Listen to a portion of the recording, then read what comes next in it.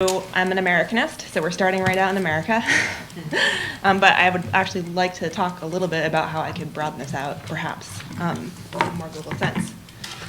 So as I mentioned in the write-up that I circulated previous to the workshop, planning to write my article about kids' scientific material culture in the 20th century. And I'm attracted to kids' material culture in general because I think it helps us actually talk a lot about design and purpose, the theme of this section. It helps get at one of the central fascinations of childhood studies, the question of agency. And so if I brainstorm, for example, the complexity of actors and stakeholders in the creation of children's material culture, I'm speaking of the 20th century in the United States, on the creation side, there start to be an expansion of different people who are interested in what gets created and marketed. And then on the use side, there's another expansion of people who have something to say about what kids do with their leisure objects and what they're learning from it, whether they're having fun, what the point is. And in this particular case study that I'm going to talk about today, I'm going to talk more about one of my objects of analysis, the chemistry set, try to outline the dynamics of freedom, protection, and intention that I'll be exploring in the rest of the article. I'm fascinated by the contemporary cultural angst over overprotection in American childhood. So if anyone reads the Atlantic Monthly, this was in the March issue, which is sort of, I'm holding as emblematic of a larger sort of a media fear of overprotection in American children. And this is advocating for more dangerous playgrounds, a more tolerant attitude towards risk-taking. So a lot of the conversation about protection and overprotection has to do with geography and spatial relationships, but a lot of it also has to do with material culture. So for example, in this article, there's a lot of talk about slides, forts, fires, and swords, and the sharpness and hotness and availability thereof of these things. And within this sort of conversation, I'm specifically interested in scientific material culture, partly because the promotion of science and material culture combines a heavily overdetermined cultural desire that kids should like science, which is something has sort of become a motto of the 20th century, especially since 1957, that relies nonetheless on the sense that kids are free agents, that they will like science if we just give them the right things. They're inherently fascinated by the material world, and they're ready to experiment, as books like Alison Gopnik's The Scientist in the Crib would argue that kids are scientists when they're very tiny. Now, within this sort of complex of contemporary intention, there's a lot of fear about the defanged chemistry set. So in December 2012, for example, in the New York Times Science section, Jennifer Kingson wrote a feature story that was pegged to the holiday season that was studied with mournful scientists' memories of experimentation in a more dangerous time when sets featured glassware, alcohol lamps, and acids, and parents let children alone to mess around. It didn't bother them. So, you can find any number of articles like this published in the last 10 years. The loss of the chemistry set, perceived loss of the chemistry set, is a potent signifier for people who worry about children's commitments to careers in STEM, science, technology, engineering, and math. It seems to stand in for all of the things wrong in culture that keep kids from loving science. People want kids to love science, but what level of physical danger in the material sphere are we willing to accept to feed that love? So, as I'm sure many of you know, the epistemological and cultural problem of figuring out what's the right amount of danger and who's responsible for regulating it has been one of the major themes of the history of American childhood and its interactions with material culture in the 20th century. Even before World War I, with the advent of the child protection movement, there were efforts to keep working children away from the most dangerous industrial machinery. Safety first advocates training children to be wary about streetcars and automobiles, teaching them about crossing streets and boarding streetcars. While those attempts to educate children against accident in the public sphere were underway in the interwar years, domestic safety had yet to become as much of a focus. Meanwhile, the chemistry set, which first was sold in 1918 in the United States by the Porter Chemical Company of Hagerstown, Maryland, began to be a popular sort of emblematic item of boyhood in the interwar years. Chemistry sets were material aids meant to sharpen natural curiosity and, at the same time, strengthen children's powers of observation, self-regulation, and entrepreneurship. During this time, I argue in sort of my longer work on the interwar chemistry set. The artwork on the box tops of chemistry sets and the fronts of their instruction manuals sort of connected the boys' work in the home lab with the grander project of industrial chemistry. So there's this sort of repeated motif of the scientist in the lab standing behind the boy in his lab, so that the two labs are sort of joined visually in the boy's basement or closet or bedroom or wherever he's doing this. And it's always a boy at this time. In order to dissuade children from inappropriate uses of chemistry sets, and here we go with design and purpose, interwar manuals tried to link carefulness with science as it was done professionally, seizing the opportunity to teach the values of restraint, precision, and forethought. This approach was in alignment with other safety campaigns at the time, which put the onus on the child to develop better habits rather than on the item to be more safe. Because I have 10 minutes, I'm going to skip over some interesting quotes about that. In the postwar era, as I mentioned, STEM education became more of a national priority. There was also new general interest in household safety. So, for example, the question of household poisons became a more widely discussed one. Arwin Mohan, historian, points out that injury epidemiology became a new field by the 1950s. For the first time, although accidents had been counted before, there were new statistical studies about where accidents happened and how. And this shift went along with the new awareness of the vulnerability of children in the home as horror stories about flammable sleepwear and Davy Crockett hats began to filter into public consciousness. And public concern about chemistry set safety also appears to have manifested in the post-war era. And so toy companies began to recommend parental supervision in the manuals. Visually, there's a transition from the imaginary adult scientist to the adult scientist in the room on the covers of chemistry set boxes. And the post-war wars are all the more striking because collaboration between parents and children in experimentation was not an expected factor in kids' home science endeavors in the 20s, 30s, and 40s. And far more common were expectations that they would be playing with their friends, sort of away from adult supervision. Now, one of my interests in this project is to think about what was actually happening in the 50s and 60s with the chemistry sets, whether kids were actually getting hurt, or whether this was a sort of a fear, or kids were getting hurt in the 20s and 30s and we just didn't hear about it, perhaps. So I went looking for examples of kids getting hurt by chemistry sets. Well, it's like funny except for some of them die, so it's not funny. So I found a few examples in newspaper archives of chemistry set injury. Chicago 1955, a 15-year-old lost both hands and suffered critical eye injuries because of a chemistry set explosion. In 1960, there was actually a lawsuit by the parents of an 11 and an 8-year-old who sued a neighbor and her son and the A.C. Gilbert Company for failing to supervise the use of the chemistry set, and specifically it was the toy burner, alcohol burner, that was at fault. And the newspaper article mentioned that the children were permanently scarred, according to the lawsuit. Okay, so in the story of what happens to the chemistry set, there's a sort of a tipping point in the late 60s and early 70s when the government created the National Commission on Product Safety in 1967. And the committee spent 2 years investigating consumer products and trying to identify status quo and regulation and ask about types of injuries suffered from household products. According to Mohan, the commission got more complaints about children's toys than any other kind of product.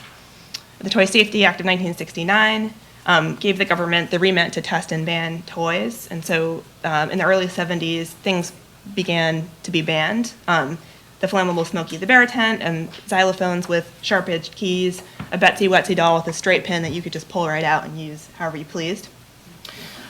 Chemistry set companies appear to have self-regulated rather than to have been sort of forced into this by the government. The A.C. Gilbert Company went out of business in the early 60s, so unrelated to that lawsuit, just happened to happen. And Chemcraft and Porter began stripping down chemistry sets in response to public concerns. Since that time, the chemistry sets have become less comprehensive and more project-oriented and simpler. Sometimes they've even been virtual. So this is a software for the Apple IIe. This is from 1985. It was reviewed in the New York Times in 1985. And so what interests me here is this copy on the front that says thousands of chemical reactions that explode, boil over, and go crazy when you least expect it. So there's an expectation that the uncertainty, the danger, the sort of the fear, the interest of a actual chemistry lab can be replicated inside the computer. The reviewer in the New York Times said this was, it was incomprehensible and ridiculous. Now, I recently saw that the Chemical Heritage Foundation has been creating an iPad app. So this idea has been perpetuated. Okay, so what will I be doing in my essay? I'm going to try to, I'm debating whether to just stick with the chemistry set or to sort of expand this idea to other scientific objects. I'm interested in the way that these objects have sort of come to stand in for a 10-year-old boy in American visual culture. And they call a mangle of intention from parents and from educators into question. How did these items come to embody the correct assemblage for a 20th century 10-year-old? How did that 10-year-old come to be a boy? How does their persistence and their hint of desirable naughtiness hint at the idealization of boyhood as opposed to girlhood? How can I use a particular subset of children's material culture, like this one, which is supposed to be educative and also freedom-inducing, to explore larger questions about the design and purpose and use of children's objects? Even though they're quite different, what are some of the underlying themes that we need to be thinking about? So please take it away. Oh, okay, great. I'd like to start by thanking Ivan and Sarah for the invitation here. And I also want to say that in your reactions to my talk today, you should blame it all on Ivan. And the reason why is because I kept prodding him to try and get guidance on what kind of thing you were supposed to write. And what I got was, don't write a systematic account of design, purpose, intention, Neolithic and Paleolithic material culture. Write whatever off-the-wall stuff you're ruminating about. And so that's effectively what you get. These are ideas in formation, and I'm not sure where they're going. The other word of preliminary here is that I'm an archaeologist and a prehistorian. This means that I'm forced to deal with things all the time as our basic source of information, and I'm also forced to deal with them in the absence of words. That's what being a prehistorian is all about. So I believe you can use things to get at what people thought about things or how they reacted to them, but it takes a lot of steps of inference. And one of the particular concerns I have with that is how to understand how people actually interacted with the material qualities of things. The other aspect of being a prehistorian is that I'm working outside the historic Western European and American box. So a lot of the mental cognitive furniture you take with American history or Western history just doesn't apply. It's like working in a non-Western civilization. Okay, 3 questions today, and these are mostly just text points to keep me on track. What's the relationship between material culture and time? Do materials have inherent temporalities? And if so, what are the implications for people using materials and those of us studying them? And finally, are there implications for history?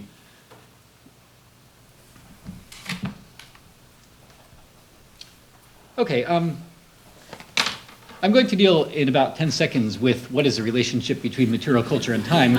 I've written most of what I have to say about it in my written text, and we can talk about that if you want. What I would say is that there actually, I think, is a very intimate relationship between material things and time. And in my opinion, I don't know much about the philosophy of time. I'm willing to be corrected, but I think we only know time through the material processes unfolding in it. And this has implications for our knowledge of time, which as historians and archaeologists we might want to think about. But I think also that material things exist in time. You can't stop the clock on them. Something is always happening. This was pointed out by Tim Ingold when he was talking about materials as always being in flux in his article, Materials versus Materiality. This does not mean that all materials exist in the same time, and this leads on to the second question that I want to think about. This is a question of whether materials have an inherent temporality, and there's a little bit of a philosophical wind-up and background to this question. Probably the way to start is to say that the repeated accusation you get in material culture theory of all time, of all kinds, is that we say we're going to theorize material things, and then our gaze slides off the material and onto the social. And this is, I won't go through the whole literature, but this is a charge that material culture theorists repeatedly throw at each other, and every single time we say we're going to really study the material qualities of things, and then we do social constructionism once again. in that sense, if you look at what archaeologists and anthropologists have written about trying to come to grips with the material qualities of objects, it tends to either get very philosophical, and here thinking about things like Tim Ingold's theories of the encounter with the primordial object, or it tends to actually be disappointingly simplistic. And at risk of annoying colleagues who aren't here, I would say that when you look at how archaeologists have dealt with material qualities, very often at the end of the day, they come down to saying things like rocks are hard, or red ochre is red, which is certainly true, but it doesn't give us a very subtle grip on how people use these qualities. Now, at that point, I would say that we have a tenacious but non-deterministic and often quite subtle relationship with material things and their potential qualities. I stress potential because it's only really a quality when people begin using it or reacting to it or accommodating it. And probably the way I would frame the argument is something as follows here. Things are always involved in material processes that unfold in time. Obviously, different kinds of materials and different kinds of things engage in different kinds of processes, and these processes will unfold in different kinds of time with different time frames. So therefore, when you follow this out to its logical finish, you can say things have innate material qualities which people can exploit or use or at the least have to accommodate when we deal with things. And one of these is how they behave in time. So material things have an innate temporality. And I don't mean this deterministically in a kind of ultra-Braudelian sense where you have a kind of geographical determinism of the big ecosystem unfolds historically over centuries and humans ride on the back like a limpet on a turtle or something like that. What I do mean, though, is that the way that we deal with any particular object has time envelopes for each step. This is something that's very familiar when you try and do something like make pottery yourself by hand, where you're effectively dealing with a very intricate series of windows and intervals within which you perform specific operations. Okay, a few very quick examples, and I won't go through all these, but just mention them. Ways that we accommodate, react to, or play with temporality in using things. Because things are always undergoing material processes, using or having things imposes a maintenance schedule. Think of what happens if you stop doing any form of home repair on your house over the long term, something that happens to academics a lot. Conversely, we often try not only to slow down time, but also to accelerate or accumulate time. There are some things that have to age to be good, including wine, cheese, wood, if you want it to dry and be workable, books, and so on and so forth. And then this gets into a whole debate in modern culture on the value of slow technologies versus fast technologies. We often build time into design. Think about the effect on your work life of instant worldwide 24/7 communication. It may be good, it may not be. Just to give you one example, if you go to IKEA, I challenge you to find a piece of furniture incorporating a piece of wood wider than about 4 inches. And the reason why, of course, is that wood is a slow producing, slow renewing technology, and we've used up a lot of the big forests, and growing big wood ties up capital. So therefore, one of the challenges that people like furniture designers in the modern world face is how to make things using wood resources that are profitable on a commercial timescale. And so you end up using composites of lots of narrow bits of wood. We make use of the cyclicity in things like seasonal changes in prices, employment activity, things like the seasonal availability of different kinds of foodstuffs, all sorts of accommodation to the cycles of time. And finally, of course, storage technologies and their effect on coordinating things. Sometimes these are obvious, as when you build facilities to store things for periods when you'll need them in the future, and effectively you're kicking them down the road into the future. Sometimes these are less obvious. If you think about coordinating human biographies and how long valuables last, and if we all died at the same moment that all of our valuables stopped existing, you wouldn't need wills or mechanisms for the intergenerational transmission of value. This is a way of coordinating human biographies and other forms of temporality. Okay, a very quick example. This is something that I've actually published most of in a book called The Early Mediterranean Village, and so I can deal with it very briefly here. I'm talking about Neolithic Europe. This is 6,000 to 4,000 BC, and what I was trying to do there was to trace out how the temporal qualities of a lot of objects resulted in a very dense fabric of social life as people coordinated these.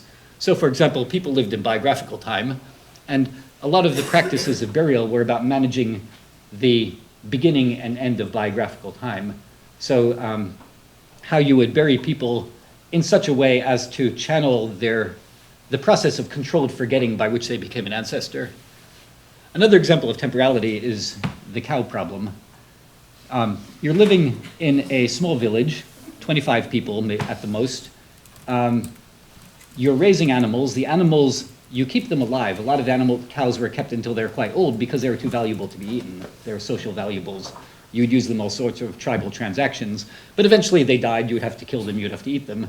What do you do with 500 pounds of meat in a hot Mediterranean climate in a village of 25 people? And at this point, you end up with the process of managing the temporality of decay.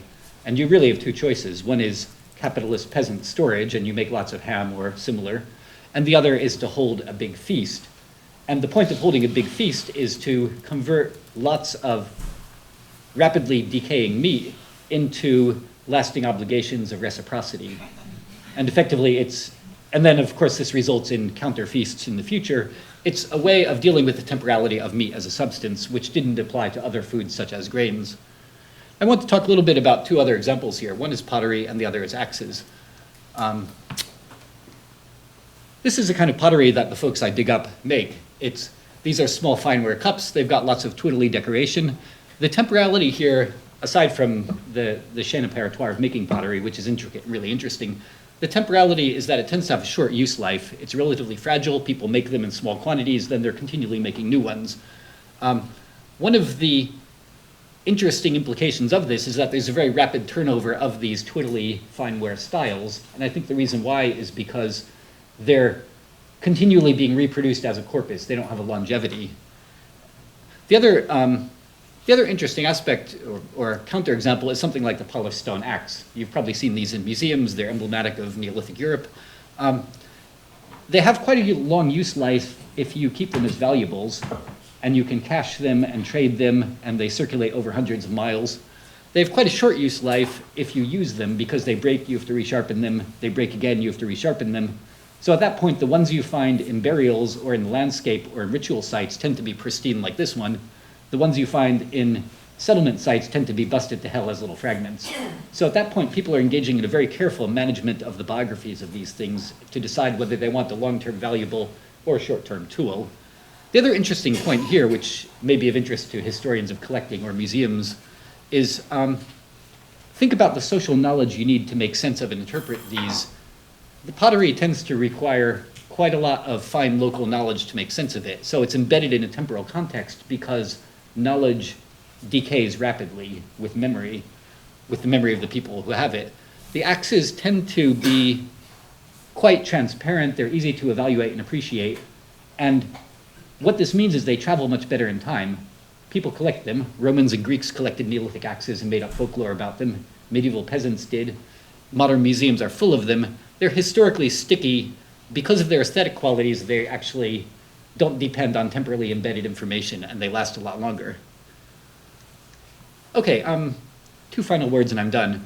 What does all this have to do with historical interpretation? I see two ways of going ahead with this. One is to talk about how the way that we deal with particular kinds of materials and objects reflects their temporality in the kind of examples I've been giving. The idea of daily life as an ensemble of time management regimes. The sort of bigger question is what this has to do with history as a whole. And as I wrote in my paper, one of the problems I'm thinking about at the moment is why basically 10% of human history contains 90% of the change. Is there a relationship between the ensemble of technologies we have and the pace and form of history?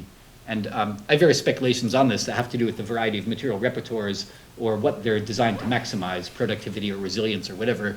But I think for the moment, I'll just say I think there is some kind of relationship there for us to discover. Okay, thanks. Gallery, a complex with five channel video and all kinds of other stuff going on. It's impressive. And it's pertinent for all of us, actually. Yes. Yeah.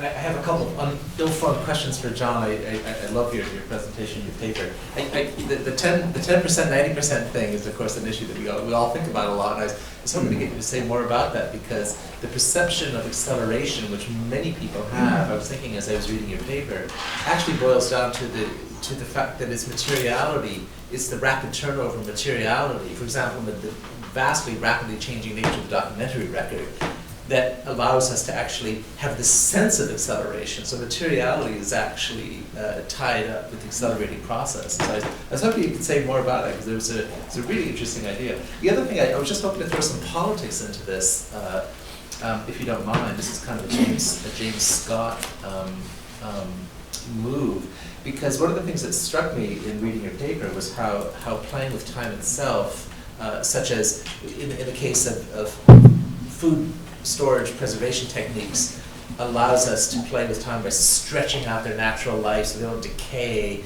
and allows you to manage risk. The thing is that all of that requires materiality. You have to have an infrastructure which you go through. And one of the things that struck me about that infrastructure is that when people become encrusted by the things that they need to play with time, it actually anchors them in space and makes them subject to political processes. They can be taxed, is what it boils down to. So I was curious to know how you would build that back into it. I see this happening all the time in the later Middle Ages, when the infrastructure of food storage techniques anchors people and makes them much more taxable. Okay, interesting, good questions. In terms of the big structure of history, the answer is I don't know, but I would. I think some of it is what the goal of your ensemble of material culture is, and in a lot of cultures it tends to be stability rather than productivity. And in that sense, that also comes down to the production of a known world versus the production of continual novelty. And you may have a historical style in which novelty is continually desired, not only novelty in the sense of new consumer goods, but also novelty in the sense of novel levels of production or surplus for political use, something like that. In terms of the political aspect, I think you're right that there's a materiality, you need a lot of material commitment to be able to manage time in some ways. So if you think about ways of storing surplus for the future, what's the difference between storing surplus for the future as social relations and obligations versus storing it as actual physical capital, which you can come back to? Should you redistribute or try and impress your neighbors with kind of evanescent passing display, or should you store it up as gold bars, which you can exchange in the future? And in that sense, you can actually track this archaeologically with the escalation of storage technologies, and they tend to be associated with increasing political installations because they create a controllable resource. And this starts happening in the Bronze Age already. I would add to that I think that with the connection between like the rise of domesticated animals, you're talking about having a cow as opposed to just hunter-gatherer, or growing grain and crops. I mean, these are time management technologies, and that are also very tied to political, changes, because people are more rooted in a place. Because you don't want to, or they're not. They have to, take the flock and go, graze it somewhere, and as their shepherds. So the social and political are going to get tied into those time management technologies. That's absolutely true, and that starts really early. You're absolutely right about that. In the sense, one of the major changes when you start farming in the Neolithic is not so much that you're controlling nature in any sense. I think that's an Enlightenment way of looking at it, but that you're actually sedentary and being tied to a particular place rather than mobile. So that has all sorts of political ramifications. Yeah. So, very informed thought. I think that's where I am just now. That came out from both papers is the idea of denying time passing, and on the one hand, think about ritual time, and the tremendous importance of materiality to ritual, and you're coming back the same time in the future, the same time, a different time in the future to the same stuff, and how important that is. But then the other hand, thinking about the chemistry sets and so on, how the whole thinking there's been about play, and is play open-ended, no control of time, or the very exploratory, structured, formed, time-based that some of this chemistry set world is in, that it is wanting you to be productive and wanting you to handle time, whereas a lot of what is accepted as very young children's play is just, it takes you out of time. So I think there's something in there. I'm not sure.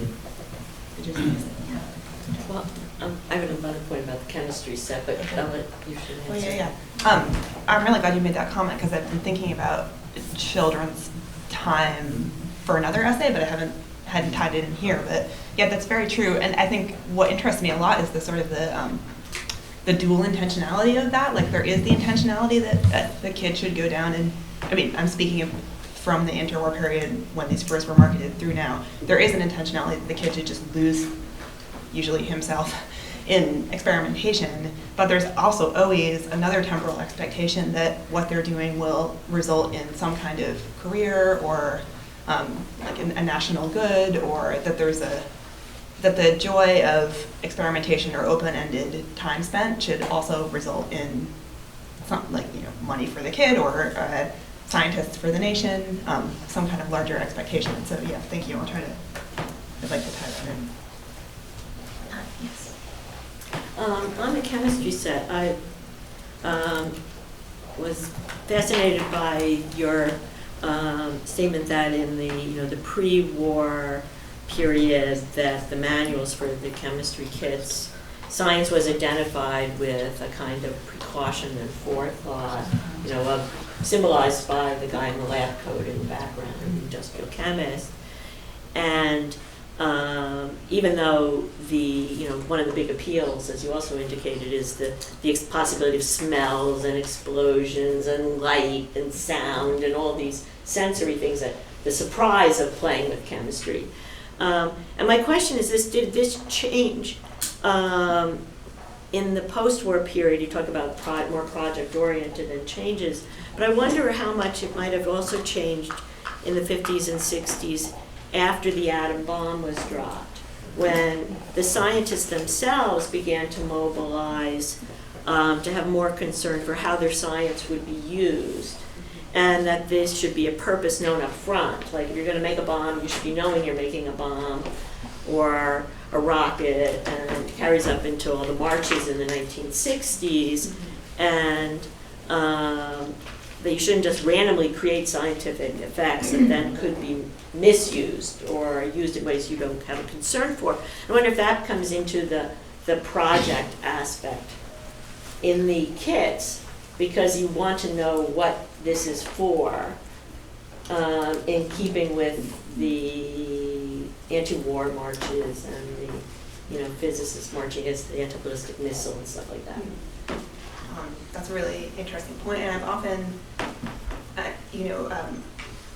in other work not on chemistry sets, but on the science talent search, which is also a post-war phenomenon, you see that the older scientists are identifying younger scientists as sort of the equivalent, like the conversation that I see carried out in that dynamic has more to do with the older scientists saying, like, we need the right to do pure research, like basic research. We need the right to just sort of follow what we want to follow and not have the state always, which the state is giving them money, and then, requiring certain things out of them. And so then, with the science talent search, for example, the banquet speeches that scientists would give to the younger, sort of like more, promising kids, they would say, "Oh, sponsored by Westinghouse." Sponsored by Westinghouse, right? Just exactly. to be clear on that. Too, yeah, right? yeah. I mean, so that you see in the banquet speakers, there's a real division between the sort of the more industrial or governmentally aligned scientists who would say, "Oh, this is great. You're our human capital. You're going to come work with us."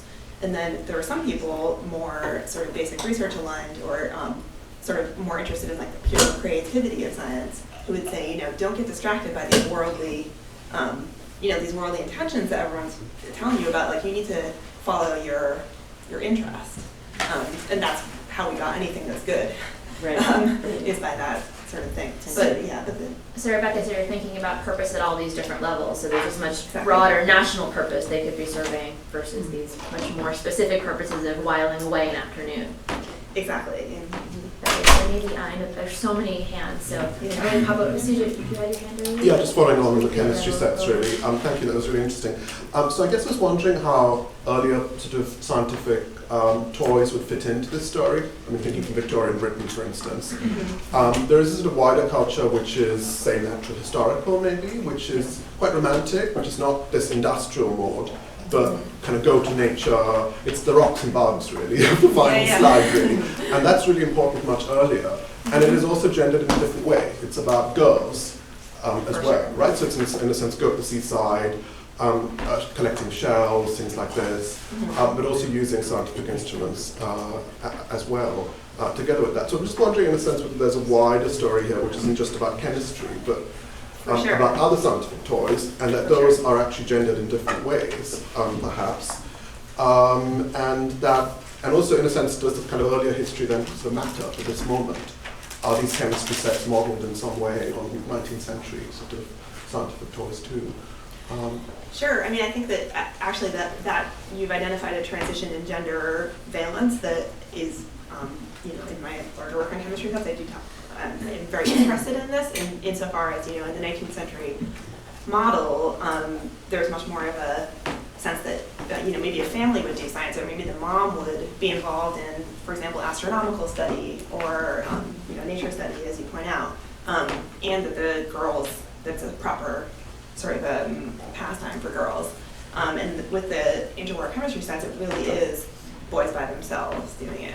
And so, this is something that, historians of education have talked about that, I think it's Kimberly Colley who argues that actually there is maybe more of a chance for women scientists or science-interested women in the 19th century than there is in the 20th century. And some, history does not move forward necessarily in that sense. So yeah, I'll be addressing that for sure. Okay. David, did you still want to jump in? I just had one quick question about the gendering of things, boy things and girl things. And I remember growing up in that period, and sort of one of the archetypal television shows was Gilligan's Island, where there was the professor who did all the science stuff, and then there was Ginger, and so it's clearly a sort of cultural paradigm of gender distinction. So I was surprised to see the girl playing with the boy. At what point did chemistry sets get marketed to girls? Was that all along, or was? There's actually I think Sarah's seen this slide. There's actually a 1950s Gilbert set that's called the Lab Technician set. Which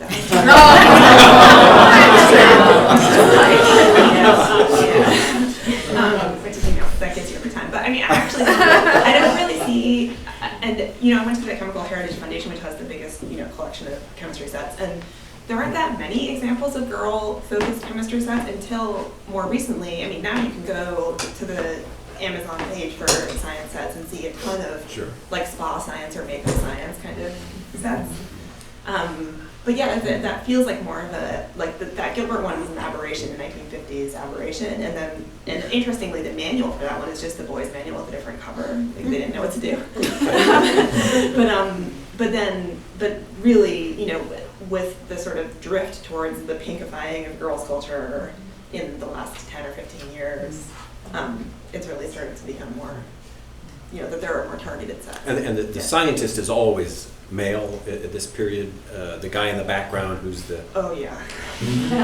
Yeah. Denise, do you still have a question? Sure, thank you. So a question for Rebecca that I tried to link to is an idea of temporality of knowledge and generations.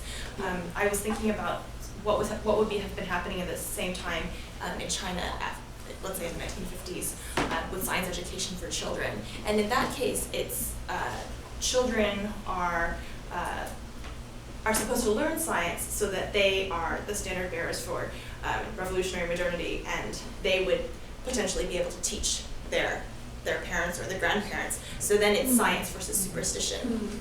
So I was wondering, in the case of your sets over time, are the children ever meant to discover or learn something that they teach a previous generation, or is it always the man in the white coat is the previous generation and they're just transmitting knowledge? There are, maybe not necessarily in chemistry sets, but in other stuff that I look at with science promotion for kids, that is definitely something that, for example, one of the major promoters of the Science Talent Search would always say about the National Science Fair that this was not just for the kids, but also to show the parents who would come look at the science fair, what's going on in science. And so there is sort of a sense that bringing science into the home through the kids is a way to get science-mindedness sort of on the agenda for the home. Maybe not necessarily so politically. The people who are advancing this are more the people who are, just sort of pro-science in general, and not necessarily doing it for the national, like interested in the national good, but just want, a science-literate public. But that's really interesting. So we have time for one more question, and for this, Peter, did you? Sure, just very quickly, for John, thinking with Dan's question, whether in some sense what you narrated is the idea that time creates politics. That's to say, the thickening of material culture creates these conditions. So, in other words, one way of asking the question is the real import of the Neolithic Revolution not the existence of more stuff, but in fact the complicated connection between stuff and time and the human political structures that are required to govern and manage? It's an interesting question. I think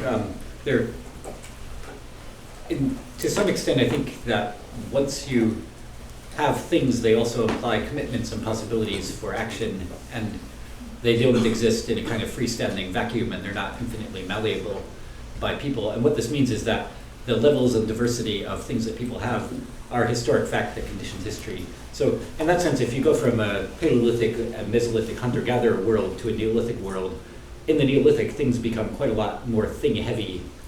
And I think people are expressing social relationships and commitments through houses and pots and cloth and all sorts of things that they didn't have before. But at that point, the Neolithic baseline is actually a thing heavy compared to hunter-gatherer society, but it's actually a thing light compared to a lot of later societies. And things give you a potential site for political control, and densification, I think, is a good way of looking at it.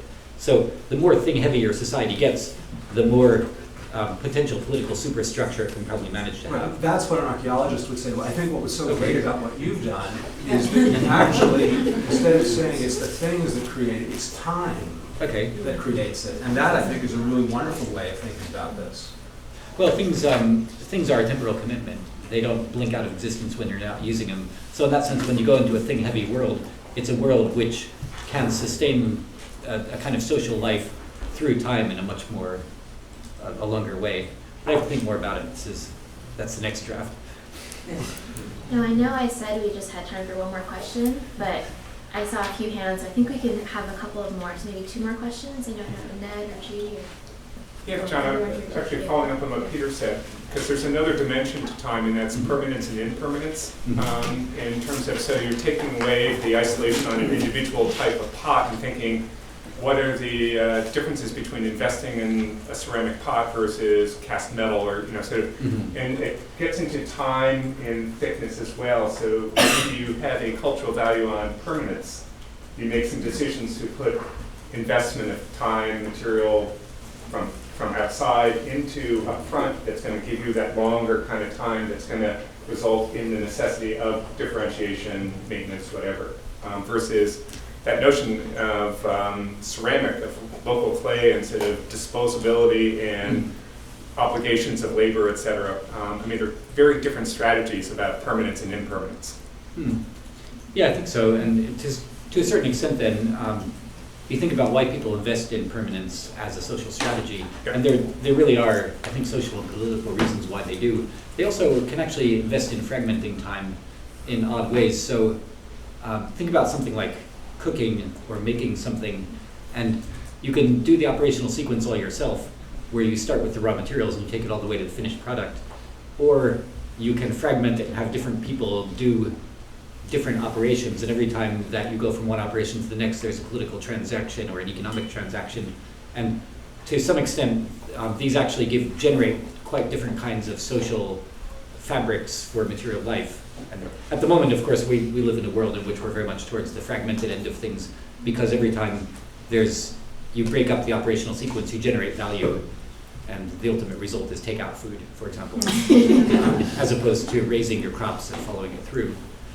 But I think that generates a particular kind of social life that goes with it. Judy, do you still have a question? I'm sure. I'm just wondering if My phone is going crazy.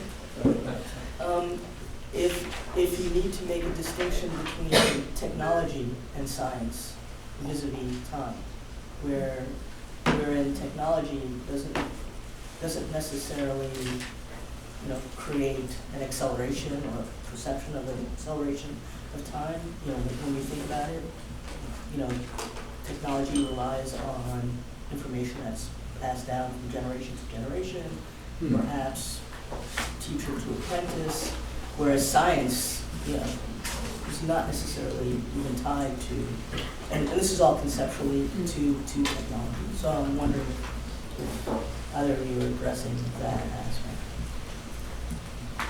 Oh, just to leap in briefly, perhaps I'll think again like an archaeologist, but from my point of view, I guess the real question is between implicit and discursive knowledge, and quite a lot of knowledge remains implicit or local to a particular productive act, and that's probably what you're thinking of as technology. And I suppose I think that from the deep history point of view, the development of science as an explicit, separately developed sphere of discursive knowledge that's free-floating from particular operations is a really recent development. And that's really something that people in this room know a lot more about than I do. And culturally bound, right? Yes, absolutely, absolutely. Yeah, that would, the sort of recentness of it is something that I would point out as well. I mean, and I think that in the discourse around science play, especially in the early 20th century, science play and technology play are sort of related in a way that, for example, like the boys who like to play with wireless radio in the early 20th century, it's sort of perceived as a scientific pursuit, or physics and ideas about electricity are sort of embedded in that play. And whether or not they actually are is one question, or whether or not adults like to think about it that way. And so talking about science versus technology, for me, it starts to, it's intentionality, so it's not just what science and what's technology, but also like what do people want to think of it? What does it please them to think of it as? And a lot of times that's science. Okay, so even though we still have a couple of hands, I hope that Henry and Robb, you will take your questions and continue to share them with our presenters, because we've built in a lot of time today and tomorrow for casual conversation interaction. So I hope you'll be able to continue this conversation. So thank you both so much. So now